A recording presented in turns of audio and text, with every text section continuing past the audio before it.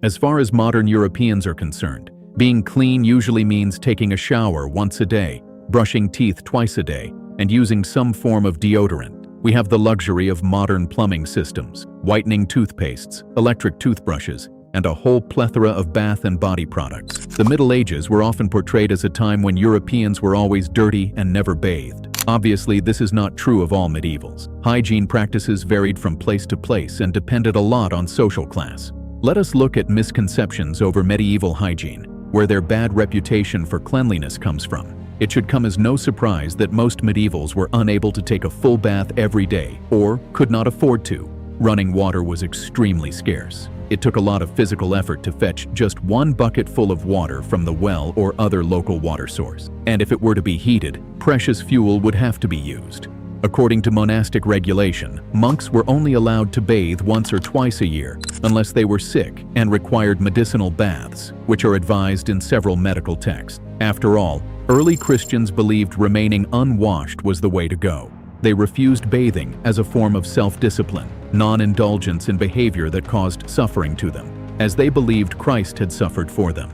Although they were known to wash hands and faces, as was common for all clerics and laypersons alike, in a world where around 80% of people carried out some sort of physically demanding work and eating was mostly done with hands, it is likely that some form of washing was done on a daily basis, although likely just a quick swill.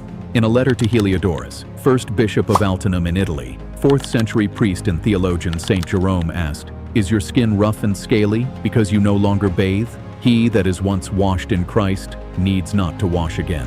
Saint Jerome very famously spent time out in the Syrian desert as a hermit to study theology. Other pious Christians ceased to wash regularly, even while not living in desert caves. Melania the Younger, an acquaintance of Jerome who wanted to remain chaste, gave up washing in order to get her husband to agree to a no-sex marriage. However, once this unsurprisingly worked, she became abbess of a nunnery in the early 5th century, located on the Mount of Olives in Jerusalem. She demanded that a bath be built in the nunnery so that nuns did not have to go to public baths. This appears to be the first mention of a bathhouse within a monastic institution. Other early saints were happy to live with unwashed bodies. Saint Godric walked to Jerusalem on pilgrimage without washing or changing clothes. Saint Francis of Assisi referred to a dirty body as a stinking badge of piety. Saint Radegund washed paupers with cloth, not shrinking from scurf, scabs, lice, or pus. When monks prepared Archbishop Thomas Becket's body for burial after murder in Canterbury Cathedral, they found goat hair underwear swarming with minute fleas and lice, masses of them all over, so voraciously attacking flesh that it was a miracle he tolerated such punishment. Canonization inquiry into Thomas Cantilupe, Bishop of Hereford, revealed he never bathed. Bedding and clothing were infested with parasites so heavily they had to be deloused before given to paupers. Saint Margaret of Hungary refused to wash her hair to endure the agony of lice. 13th century hermit Lawrence of Subiaco wore chainmail next to skin as penance, full of lice, continually ripping flesh. 14th century mystic Henry Suso wore leather gloves with sharp pins attached to damaged flesh when scratching the vermin-tortured body while sleeping. 2 Polish Saint Duchesses, Hedwig of Silesia and Kinga of Poland, were known for avoiding bathing. Hedwig portrayed washing in water used earlier for bathing nuns' feet. Catherine of Genoa ate a handful of lice to conquer revulsion. The medieval Catholic Church was quick to denounce any form of what it saw as excessive grooming. 9th century Benedictine monk Notker the Stammerer even wrote an instructive story called The Deacon Who Washed Too Much as a warning for any naive apprentice monks who might be tempted by the wickedness of excessive washing. It was included in a biography on Emperor Charlemagne. He wrote there was a certain deacon who followed habits of Italians in that he was perpetually trying to reverse nature. He used to take baths. He had his head very closely shaved. He had polished skin, cleaned nails, and had hair cut short as if it had been turned on a lathe. He wore linen underclothes and a snow-white shirt. Just how unclean his heart was became apparent by what followed. As he was reading, a spider suddenly came down on a thread from the ceiling, touched the deacon's head with a feeler, and then ran quickly up again. When he came out of the cathedral, he began to swell up. Within an hour, he was dead. Wearing underlinen was a good idea during the Middle Ages. Roman historian and politician Tacitus, who was around in the 1st century, noticed Germanic tribes believed it was a mark of great wealth to wear undergarments. However, in her book Clean, History of Personal Hygiene and Purity. Historian Virginia Smith noted that the only time medievals did not wear linen next to their skin was at night. If underlinen were regularly shifted, then vermin and dirt load would be significantly reduced and could be controlled. For those wealthy enough to be part of King Edward IV's English court, shifting linens was not a problem. Royal accounts show money was regularly given to the launderer there.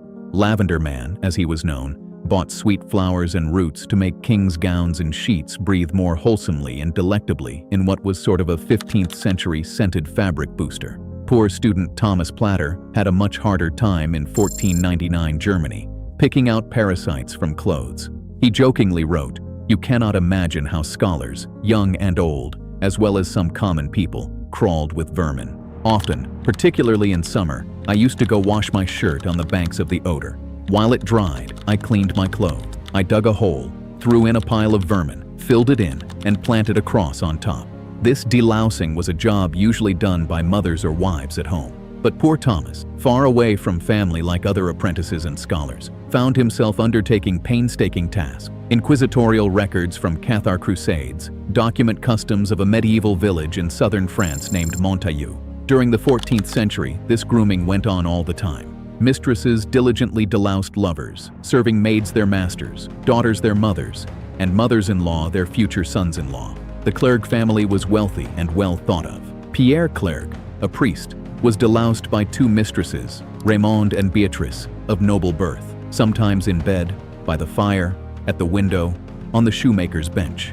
Raymonde also deloused Pierre's mother in full view in the doorway, retailing gossip. Clergymen as leading citizens had no difficulty finding women to relieve them of insect life. In the 12th century, Ambroise of Normandy, chronicler of the Third Crusade, wrote that the only women allowed to travel with the army were good old charwomen who washed heads and linen and were as deft as monkeys at removing fleas. French historian Emmanuel Leroy-Ladurie reminds us that in Montaillou, like many other medieval villages, people slept several to a bed, drank out of the same cup, and ate from the same plate. They did not shave or wash often. They did not go bathing or swimming. If delousing was common, then washing, when it existed, took no notice of anal and genital areas, but was restricted to those parts of the body that blessed, handled, or swallowed food, being hands, face, and mouth. He continues, as late as the 18th century, many people considered that to emit the odor of an unwashed body was a sign of personal virility, at least in men. If delousing was common, ablutions were so summary as to be almost non-existent. Crossing water was dangerous. People did not bathe or swim. Springs themselves were mainly reserved for lepers, people with ringworm. It has to be noted that the dirtiness of medieval people should not be overstated, as far as the behavior of anyone not considered to be a holy person was concerned. Most believed being covered in parasites was uncommon and revolting, as we can see by the constant delousing that went on in Montaillou and probably hundreds of other villages across medieval Europe. A lot of evidence proves that personal hygiene was important to medievals. They tried hard to keep clean. There were popular treatises that encouraged washing hands and face, cleaning teeth after rinsing, and washing hands again throughout the day. Washing of other body parts, such as genitals, which was associated with Judaism, was regarded with some suspicion by the mostly Catholic population of Europe. However, many households had wooden barrels or tubs for bathing, even if that meant a jug of water was poured over the body, rather than the body experiencing immersion into a full tub of water. Many cities in the later Middle Ages also had bathhouses for communal bathing. For those who could afford it, medieval accounts show services of washerwomen were employed. In large cities, rivers often had special jetties where they could work. One in London was called La Lavender Breeze, suggesting women used lavender to perfume laundry. Guidance books recommend changing underlinens every day and brushing outer garments with sweet-smelling herbs. Despite disapproval of the medieval church and accusations of vanity being leveled at medievals, there were medical recipes for hair washing, skin care, and teeth whitening. We need to remember that the majority of people in the Middle Ages were poor and, as such, did not have access to fancy soaps or perfumes. But we reckon body odor that we find offensive today would not have been quite as noticeable. If everyone is stinky, no one is. Or perhaps more relevant is to quote Saint Bernard, an 11th century mystic and co-founder of the Knights Templar, where all stink and no one smells. Medieval hygiene reveals a world of contradictions. Saints wore lice-infested clothing as badges of piety, while common folk struggled with daily delousing. Monks bathed once yearly, while washerwomen perfumed laundry with lavender. The church condemned excessive grooming, while medical texts prescribed hair-washing recipes. The poor lacked access to soap, while the wealthy employed lavender men for scented linens. Yet beneath stereotypes of filthy the Dark Ages lie in a more nuanced truth. Most medievals valued cleanliness within their means. They washed hands and faces daily, changed underlines when possible, deloused clothing and bodies regularly, built bathhouses in cities. The truth is, medieval hygiene was not a uniform state of filth, but a complex system shaped by religion, class, and access to resources. If this look at medieval cleanliness surprised you, share this with anyone who believes the Dark Ages myth of constant filth. Hit the like button and subscribe for more investigations into historical realities that challenge our assumptions about how people throughout history really lived their daily lives.